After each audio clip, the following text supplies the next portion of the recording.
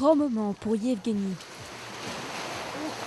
C'est la première fois qu'il se rend sur la plage pendant l'été depuis son accident. Depuis qu'il est tombé du 4e étage d'un immeuble, il se déplace en chaise roulante.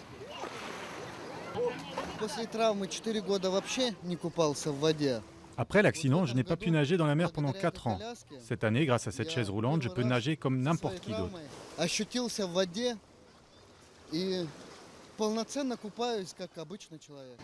À l'approche des Jeux olympiques et paralympiques d'hiver qui vont avoir lieu à Sotchi, la Russie tente d'accorder plus d'attention aux handicapés qu'elle ne l'a fait dans le passé.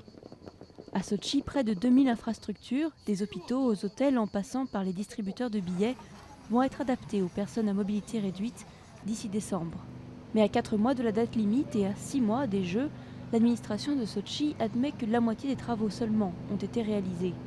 Et les usagers le ressentent.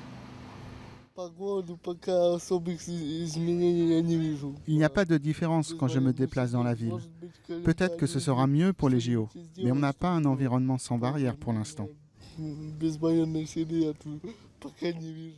La Russie compte 13 millions de personnes avec un handicap, mais la plupart sont invisibles car contraintes de rester chez elles, faute d'aménagement et de rampes d'accès.